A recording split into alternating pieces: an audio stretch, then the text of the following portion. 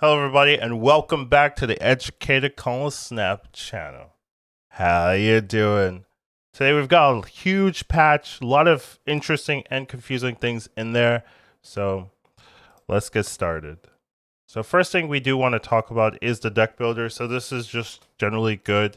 They are adding a way to create decks specifically from their database. So what's interesting is that they're going to be updating this and it's going to be using like data. So it's interesting because this could be a window into their data collection and what they think is performing the best. It can also be used to adjust your metagame habits, and it seems it works whether you have 0 cards in there or 11 cards in there. So you can kind of see what secondary things would be like some of the best additions to add in your deck. And it's definitely something I'm going to be playtesting, trying out, seeing whether I think their deck building ideas make sense, they're good or bad. So very interesting addition to have. Definitely will have a video like analyzing some of the adjustments they make. So pretty cool feature, generally just a plus. Next thing we have is the album. So this is just their new way of making variants valuable. So variants right now are just kind of cosmetic. There's not really anything really tied to them except you like them. So this is kind of a way of encouraging people that want specific things like emotes to spend, get resources, and use your money, because generally there are some people like myself that don't buy any emote or don't buy any variants except for the ones they give you through the random variants you get periodically. So there's also other players that like getting tons of variants, but there's so many variants, right? There's nothing really to shoot for, particularly except if you like it willy-nilly. So here's a way. The main feature of this is you have to get 12 variants. So something I've done is I've looked to how many variants there are of a particular feature. So we have Venomized Villains, Dan Hip, and Jim Lee. These are out right now. Hellfire variant will launch soon after. But there's 37 villains, 138 Dan Hips. Now these aren't all in the game, but they're all data mined, so they've been drawn. And then there's 22 Jim Lee. So you need something that might not be super clear is you need 12 specific variants. So it's not like you can get 12 Dan Hips and you're done, right? Which I personally would like that better. However, it's you have to require 12 exact specific variants. So that makes this a lot harder to achieve, in my opinion, where if you're missing one specific variant that you're looking for, you won't get the emote, right? The big payoff is the emote at the end that you can flex with, but without getting all those specific variants, you're not going to be able to get them. So it's a little bit, in my opinion, my personal opinion, I think it's more of a whale feature. I'm not really thinking most normal people that are just like getting variants randomly or getting the one or two that they like are going to be able to really complete this and get the emotes. And in the next one, I do have like the exact emotes you're going to look for. The ones here are not exact, but here are the list of the emotes that you need. And this is my particular collection. So you can see I have no Venom Mize that I need. I have no Jim Lee that I need. And I only have 6 of the Dan Hip ones. You would think the Dan Hip, there's so many Dan Hips, so it's going to be easy to complete. But the problem there is that let's say you're missing 1 or 2, because there's 138 like announced in the game. How are you going to specifically target the one that you want? The only real way to force it is if you go into like those featured shops for Dan Hip, and then those are the ones available. They can buy them for 700 or so gold, but that's still a huge investment to get that. So it's a little bit.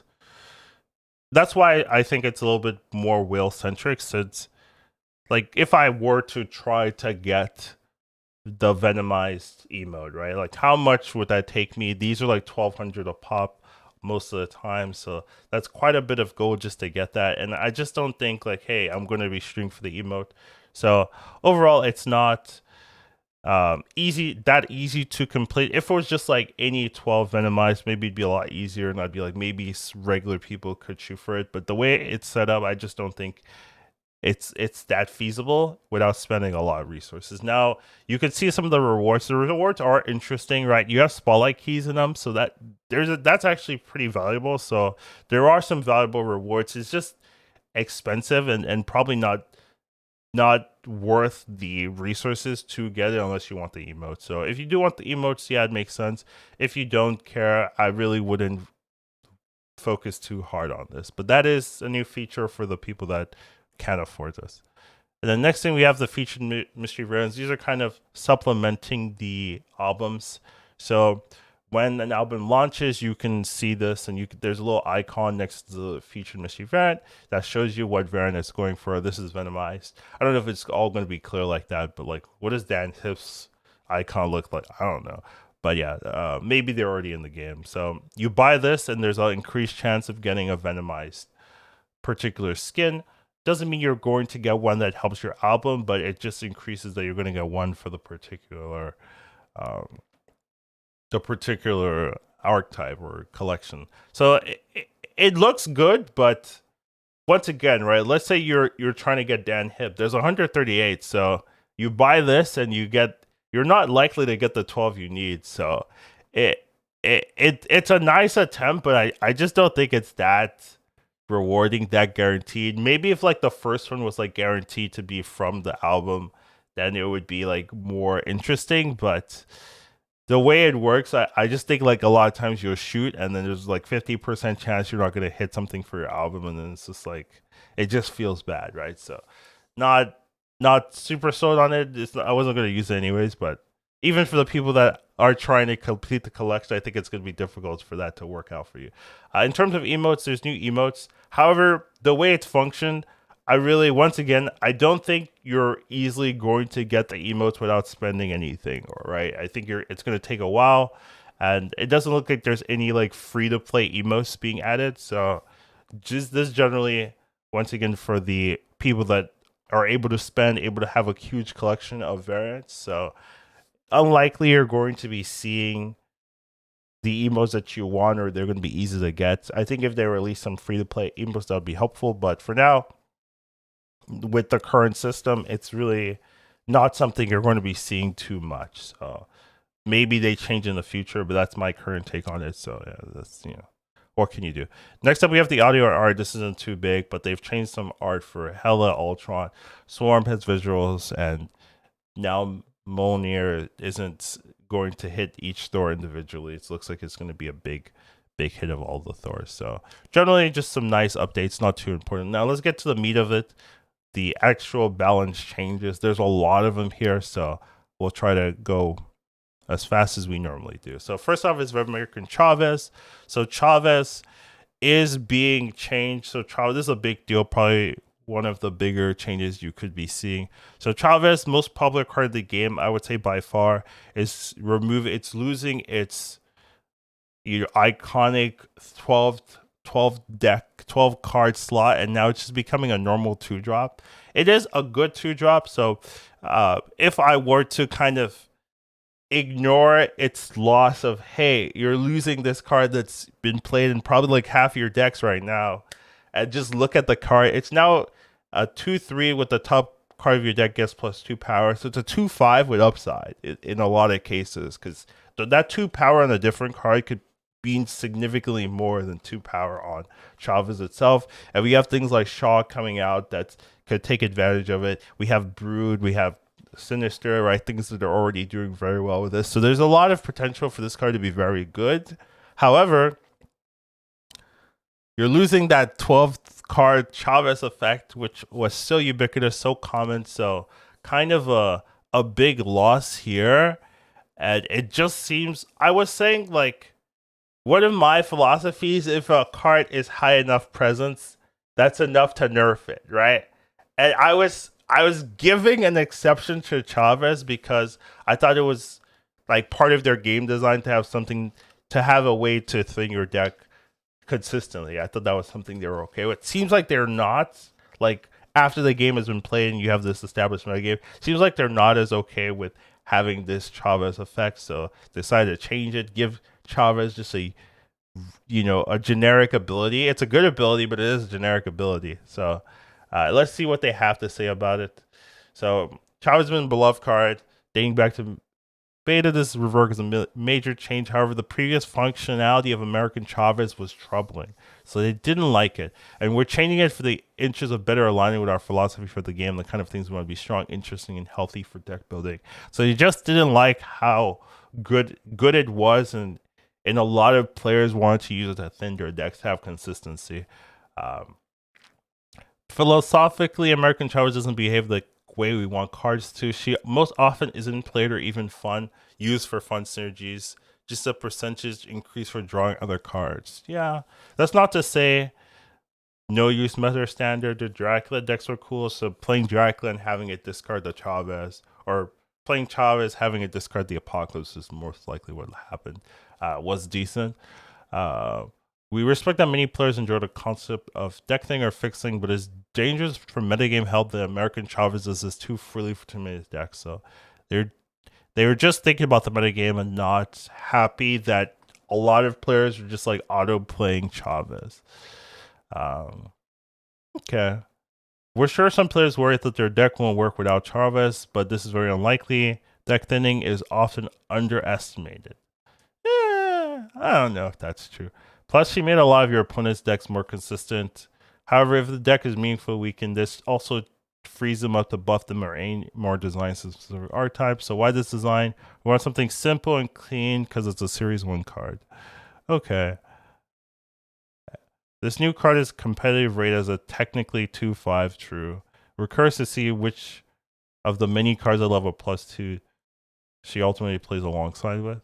So they're just being safe with the buff, but they didn't like what Chavez was doing to the metagame, which I respect, but it is so interesting to change a card that is so ubiquitous in the meta. It means pretty much the metagame has to change in some way, since most decks had a Chavez in it. So it's going to adjust most decks. So already the meta is very different with this, but we'll have to see how it actually plays out. I do think the card is strong, though, so you might just see people just playing Chavez normally, especially with Shaw coming out. Next up, we have Alioth. So Alioth is getting changed. Hallelujah, right? It's the most annoying card in the game. Well, besides... yeah, I would say it's the most annoying card in the game, actually. So definitely an interesting particular change. It's moving from a 6/3 to a 6/2. And now it's losing the ability to destroy revealed cards. So priority is very, very, very important here. I would say it was already very, very important, but it's now even more so, since if the card is revealed, it will live, right? So it just means that if you are playing a deck with a life, you have to be winning priority. So you're going to need some point slammers, right? Otherwise, their Alioth is dead. So this does hurt Alioth a lot, honestly, because if you know you're playing into a Alioth deck, you can just be very aggressive with your plays to get a lead, and you're good. It also means that it's a lot simpler to leave into Alioth games. That's another thing that this changes, where if you're behind and they've locked down a lane, you can't win the lane, like a lockdown lane, and they're winning another one. Well, okay, Alioth is a big win here, so let me just get out. So sometimes before you were just like, oh, maybe I'll try, but now it's very clear that that's their game plan. So it's a lot easier to be like, okay, this is their winning. They're in the winning spot. Let's not risk it. Where it's like, maybe I could get away with it. Maybe they won't play it here. And it's also a 6/2, which matters. 1 point is very meaningful. That's what I've noticed in Snap, where nerfing a card, buffing a card by 1 point really changes things. So definitely think this can be a meaningful change. I will say in games that are already doing well, this doesn't change how Alioth functions. You'll still win, but now you have to win by 3 instead of winning by 2, 4, 2, or anything like that. So definitely, a lot of hate for Alioth, I would say. It does make negative better, but negative needs help. So I'm not even hating it. Elias's Lord enjoyed an interesting position in Snap as a card with acceptable win rate and Q rate, but a bad reputation. So its stats aren't actually that good, which is interesting because I actually think the stats are good. It's just that it's so commonly played that it's being like the play rate itself is dropping its stats to an acceptable rate, you know. Because I don't know if they said it has an acceptable win rate and Q rate, but does it have an acceptable play rate? That's my question here. But I would say like probably the play rate is dropping its stats, right? Because if you're fighting someone with an Alioth as well, right, it's 50%. 50% win rate and cube rate, right? Like it's not going to be that good. So that's something to keep in mind. So I actually still think it's a problem even using those stats as argument. I could be wrong for sure. We modeled the ladder alongside performance as we expected time and experience would help. However, he's become more commonplace. See, that's another indication that it has a huge play rate and remains frustrating, so we're taking action. This changes a lot from a catch-all to something that requires revealing first. Yeah, I think this is fair. Honestly, Alioth has been very annoying, so I'm down for this. This is a pretty big nerf in my opinion, so I'm down to see how this affects people playing the card. Next up, we have Luke Cage. So Luke Cage is being changed from a 2-2 to a 2-3. However, its main drawback is it used to be able to prevent power from being reduced with all lanes. Now it's only the lane you play Luke Cage. So this is a big nerf to Luke Cage, in my opinion. It makes it less ubiquitously good. You can honestly just play Luke Cage as like counter tech card with no synergy, and it would just work. Another good thing was like the locations. There's a lot of locations that hit your power, so you could just play Luke in there, and then it saves everything. Also a very good answer for Cerebro, right? So losing its 2-2 style line means Cerebro 2 is a lot worse. It means Cerebro 3 is better though. So there's definitely some focus for using this for a Cerebro 3 buff. And there's more even in the works, right, for Cerebro 3. So definitely interesting going on here. But overall, it's a big nerf in that you can't really play Luke Cage without some type of a game plan that makes sense. It might be good for dealing with cards that are moving power, you know, high evolutionary stuff like that. But now it feels like it's going to be less played, except in those decks that already require Luke Cage for whatever they're doing. Maybe Shuri decks and stuff like that. But even then, playing it to kind of prevent Typhoid Mary doesn't work as well anymore. So there's a lot of like negatives with this. So definitely a huge nerf for Luke Cage. We're definitely going to be seeing a lot less of it. And it's already weird because I already don't think we were seeing that much Luke Cage. So definitely an interesting direction. However, I could see where it's like this card was really good or had a very good play win rate. So yeah. When Luke Cage debuted, cards that reduce power weren't popular. Scorpion was played more. I remember that meta. We since added more and more balance adjustments. Thus, Luke Cage is much stronger. We've also seen him good decks compiling low-cost tech cards to turn off a variety of enemy routes to victory. Yeah, Shadow King being like one of the more popular ways of dealing with it. Valkyrie as well. Valkyrie really didn't see that much play because it would just got auto-lose to Luke. We reevaluated the kind of impact low-cost cards should have. So this seems like a philosophy change within the company. Ultimately, I don't feel like it's healthy for them to shut off higher multiple card investment regardless of their location. So that's somewhat fair. We're also aware that Luke's prominence affected other balancing and that some power reducing cards may become too strong without Luke to ring them in. Well, we want to ring them closely. Yeah, I'm not super sold on this change personally, but we'll have to see how it plays out. I do think this is going to just make very powerful tech cards very good, but you might still see a Luke Cage from time to time. Next up, we have Shadow King. So this makes sense somewhat with Luke Cage being nerfed. It's now fair to reduce it by one. I don't think this changes Shadow King too much. I think Shadow King is one of the better underrated tech cards in the game. So I wouldn't necessarily say this one power is really going to do too much. If you're going to win with Shadow King, you're still probably going to win with Shadow King. So it's more just like for the future, or if you have no answer, if you're trying to play Shadow King on turn 2, it doesn't feel as good. That's the one caveat. If you're trying to play Shadow King turn 2 with no hits, like this is not the greatest card.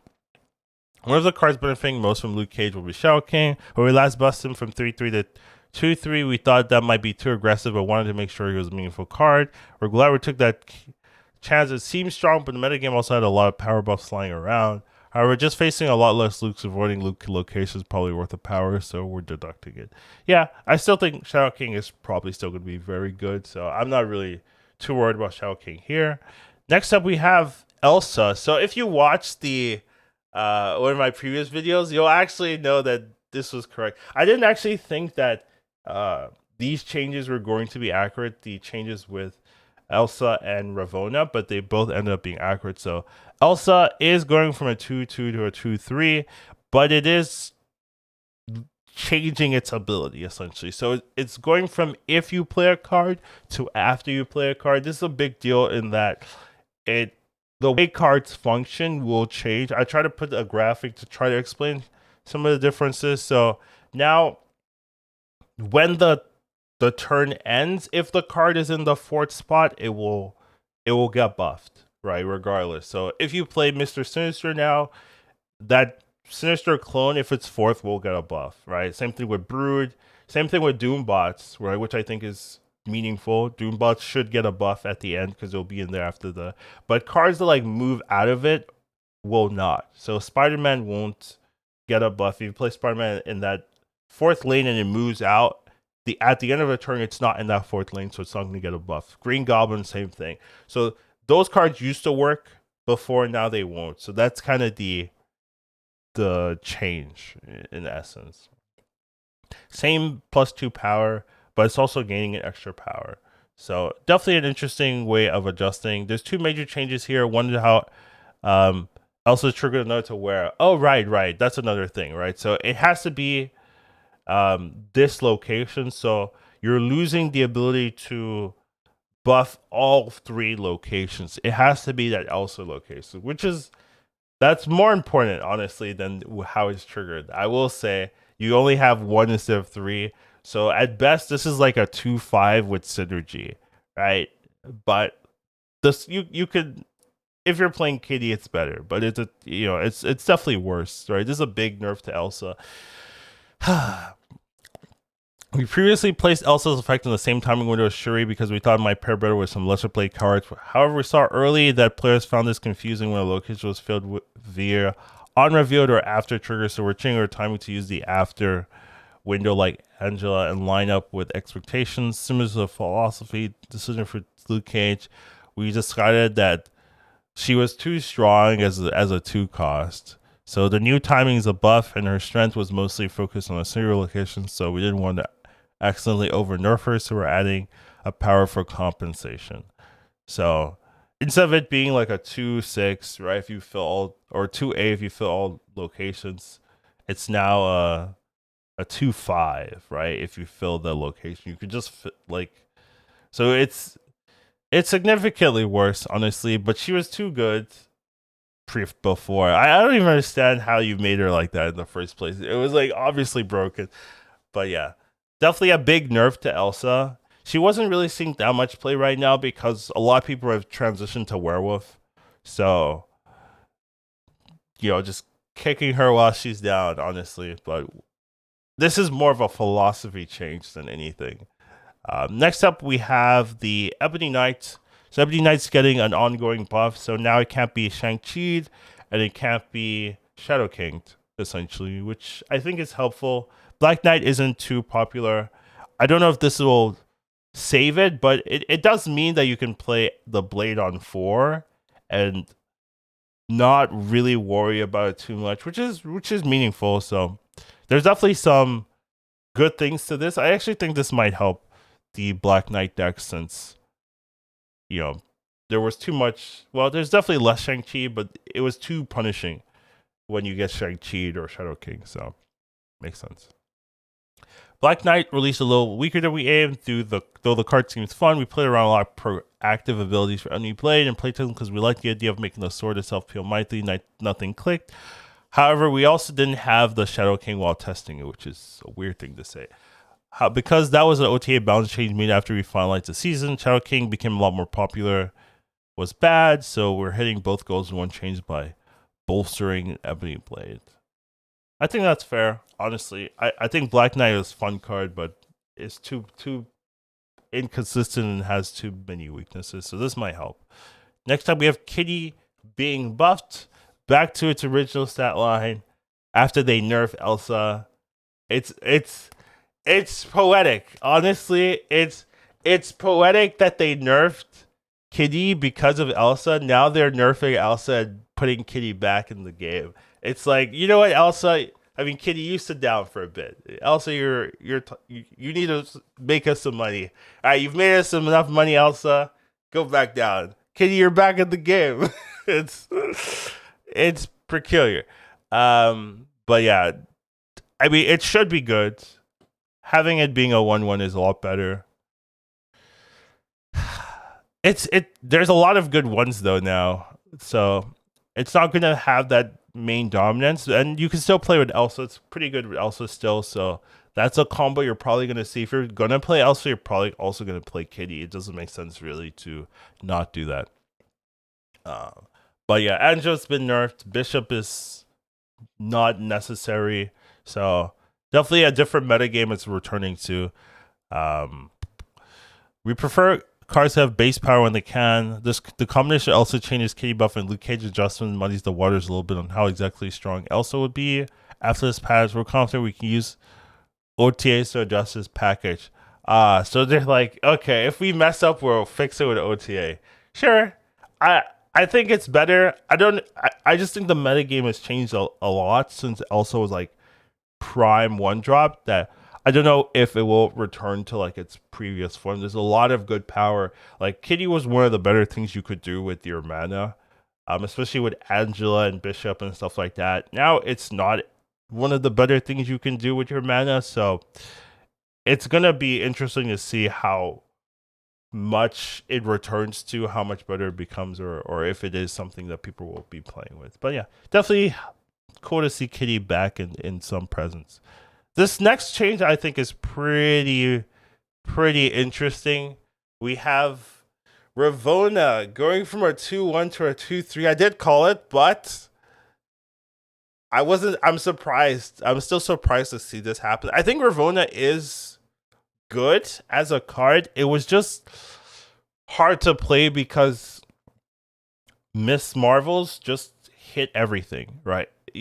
Anyone that was trying to deal with Miss Marvel would also deal with Ravonna. So there was Enchantress in the meta. There was Rogue, a lot of Rogue in the meta, just like hitting these cards. Super Scroll wasn't as good here, but it still mattered. And its base power was pretty low. So there was definitely some things to go on. Now you have it as a 2/3. Like, this is a card that you could just this is not gonna stick around, right? This is a card you could just play as without any synergy, and if you hit your synergy, you're fine. Like, this is definitely very impactful. It's very weird because they did say that they don't want 2-drops to have this crazy impact, and then they're like, oh, you know what? 2+ power for Ravonna. Like, I don't know about that, right? It's better than Zabu, like stat wise, which is concerning. I do think this is intentionally though made to help Cerebro. Like, that is my takeaway here. This is a Cerebro buff because now Cerebro 3 has so much going for it, right? Luke Cage is 3 power, and you've got Ravonna for 3 power that can hit Cerebro, that can hit Mystique, right? Like, that is some good tempo. So I just think this is the idea here, but it's also going to make generic Ravonna decks really good. So we're gonna have to see how this works out. Our internal playtesting for Ravonna clearly missed low as she failed to find a secure home. I don't think it's because Ravonna's bad. I just think because of Miss Marvel. You just draft a lot of like Enchantress stuff, and it hits your Ravonna pretty hard.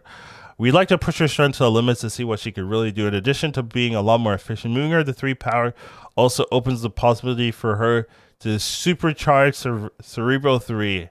Yeah, that's definitely the way we're going here. So Cerebral 3 actually looks good enough to consider playing with this. So we'll have to see. There's definitely some Cerebral enjoyers as a content creators that they're gonna play test it. So let's see how it goes. Next up, we have Mind Stone. So this is a pretty interesting change here. Mind Stone should be a 1/1. This 4/4 is not correct, but whatever. It's a 1/1. So it's going from drawing 2 stones to drawing 2 1-cost cards. So I would say this is probably a buff, in my opinion, than a nerf. I think 1-costs are better than stones generally. The only downside though here is that a lot of the stones will give you draw, whereas Mind Stone won't. The 1-cost cards will not. So you will lose some draw. That is interesting. Actually, you will lose some draw. However, if you can play without ones. And a lot of the ones you're playing is like Nico. And I would say Nico's better than a stone. I would say it's a buff, honestly. In a lot of cases, your one should be better than a stone. Like, in a lot of cases, right? It means you're not going to be playing 20 power Thanos is reliably, but were you doing that anyways? You weren't. So don't even joke here. So I would say this is a buff here for the Mind Stone. It is interesting because Thanos has been kind of hit or miss right now. There are still some Thanos players, but it's not popular, and the stats aren't backing Thanos up. So we'll see what they have to say. But no one claimed some design ideas were played around for future effects involving granting players a random Infinity Stone. So this change was done less for Thanos itself and more for opening up design space. So that's interesting. We'd like a bit of the high variance every now and then, but this frustration is worth solving. This is a frustration that doesn't exist, by the way. This is a frustration in their playtesters. Right, like, hey, I hate drawing Mind Stone with this effect. We're making this change ahead of the effect to see how it affects Thanos decks. Sure, I mean, that's interesting. That's an interesting tell. We're creating new cards that give you a Infinity Stone, and the playtesters were frustrated with Mind Stone. So we're changing it for our playtesters, and we're just seeing how it affects the meta. Like, okay, very, very peculiar change. I think it's fine. I think this is probably a buff for Thanos, so it's generally fine. Next up, we have the movement update. So generally, unrevealed cards are like immune to everything, right? They can't be destroyed and stuff like that, or bounce, anything like that. They're just considered not being played. However, movement was able to get around that. So cards like Juggernaut, cards like Aero were able to move cards even if they're unrevealed. And because that was true, they kind of kept that going for other cards. Now, they apparently didn't like that. It was confusing, and I do think that's true. If you're trying to learn the game, this movement ability was kind of like it wasn't obvious that happened. So they're just going to standardize things, which I like. And because of that, some cards, even though they don't change their text, their abilities change. And like Spider-Man now can't move unrevealed cards, which I think was one of the better uses of Spider-Man. Like turn 6, Spider-Man was kind of like a mini Alioth in that you would move a card's power from that lane to another and just shut that down. But things like Spider-Man, things like Stegron is also getting a buff, so Stegron is getting an extra power, which is helpful since the card sucks. Let's be clear. Cerebral 5 players are crying, I guess, whatever. But generally, I think it's more helpful for Stegron than hurtful. So Stegron's getting a buff, but it also cannot move unrevealed cards. Same thing with Spider-Man, cannot move unrevealed cards. So Juggernaut, though, is getting an ability change or text change, but the ability will stay the same. So still a 3/3. But now it moves all enemy cards played, including unrevealed cards, which is exactly what it was before. So even though Juggernaut has text change, his ability is being functionally the same. However, there's one change in that Green Goblin doesn't work, but most times it's not important. Next up, we have Aero. So Aero's getting a lot of adjustments. It's going from a 5.8 to a 5.9. However, its ability is very different. Instead of moving the last enemy card played this turn, it's now moving the last enemy card played anywhere. So what that means is the last enemy card that is not unrevealed gets moved. So if you have priority, you're going to move last turn's card. Now, if you don't have priority, you'll move this turn's card. So now you have the ability, let's say someone plays like Red Skull or something, right, with priority, or like last turn, you can now final turn move that Red Skull to a different lane, right? And that could be very impactful. So it's definitely a different card in how it plays. It's also a 5.9, which is a lot better stat line. So I do wonder if people are going to be playtesting Aero again and see if there are some like cool combos that can be done. Things like armor is not as safe anymore, because if you see someone play like armor into Darkhawk or something, you could just like move that Darkhawk if you have priority. Though if they play Darkhawk on turn 4, you're not gonna have priority, to be fair. So there's definitely some interesting strategies with this, and I do wonder, how it's gonna affect things. But that's the change for Aero. So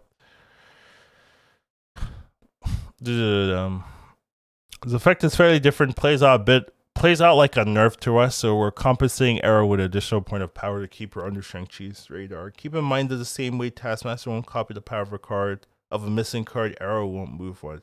So if the card gets destroyed or something, Aero is not moving the destroyed card or anything like that, which makes sense. But it's interesting that they say this plays out like a nerf. I mean, Aero wasn't played much at all anyway, so it's probably fine to change her ability. There might be like some.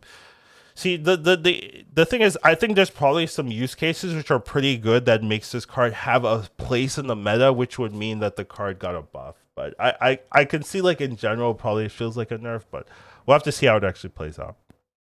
And those are the official changes, but there are some bug fixes that do feel like changes. So Phoenix Force copies can move. This is a big deal for Phoenix Force. One of the issues, like, you're usually copying multiple man. That's like what the most common hit. I guess the other common hit would be Human Torch, things like that take move effects. And a lot of times if you're playing Phoenix Force and Sinister London or anything like that copies your card, you don't get the effect. You don't get to really get that huge payoff. Now you can, and this can really make Phoenix Force very good. So there's definitely some like auto win scenarios now with Phoenix Force if you can destroy the right card. There's definitely some huge auto win scenarios. So definitely a good bug fix for Phoenix Force players, and it is an inconsistent card, so probably okay that it gets this like huge win opportunity if you have that potential. So yeah, no text changes, but good bug fix for Phoenix Force. And then finally we have these non-functional text changes. So these don't actually change the cards, they're just changing the text of the card to be more standard, to be more clear, which I think is fair. Not going to go through all these changes or anything like that, but they're just trying to make things more clear. Those are the last things.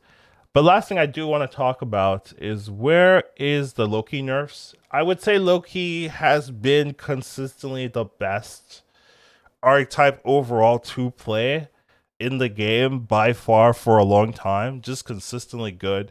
And it's interesting, they've kind of caught some of the other problems, right? Alioth and stuff, but Loki just seems to go under the radar. I really don't think like Loki has like acceptable values for their metrics, so just kind of interesting to see. I do know this is a patch, and patches they have locked in month in advance at least, so probably they weren't thinking about Loki a month ago, but for now I would say it's very clear for most players that Loki is a problem. So just interesting to see the have another kind of long period of time without Loki changes, because this is the last patch, and then we're gonna have to wait a while until another patch. So Loki's gonna have free reign for quite a while. So definitely an interesting like a mission here. This is like the one card I would have loved to see them adjust, and it's the one card they missed. So overall, you know, there's some interesting stuff in here, I would say, if we want to like run down things really quickly. Chavez, I can understand, but it hurts. Alioth makes sense. Luke Cage, I don't know if Luke Cage did a nerf, but this seems to fit their philosophy. Shadow King is fine. I think the card is underrated anyways. Elsa feels a little bit like too late. I feel like this change could have been done much earlier, and now Elsa is not that played, so it just feels like you're kicking Elsa right now. But whatever. Ebony Moss, fair. Kitty Pryde is whatever. Ravonna, I feel like, you know, this could be a big powerhouse coming into the meta with the change, so definitely something I want to keep my eye on. I like the card, I just couldn't find a time to play it. I think with 2 power, it's going to be hard not to find a deck to play this in. Mindstone is fine. It's not a big deal. And then the move changes are okay. Yeah, the move changes are not too impactful. Aero is interesting. I do want to see where she fits in the metagame with these changes. So that one I'm more curious about from the moves. And the Bugs fix is just a big buffer for Phoenix Force. So overall, those are my thoughts. But the lack of Loki is still concerning. But we'll have to see what they say. Yeah. But yeah, Loki once again reigning supreme. We'll see how the metagame adjusts, right? If there are some powerhouses that can deal with Loki. Cerebral 3 seems more effective right now, so maybe that is something that you could use to deal with Loki. But overall, those are everything in the patch. Thanks for watching, and I'll see you in the next one. Educated calling snap. Once you watch him, you won't go back. He'll teach you to marvel snap. Your skills will be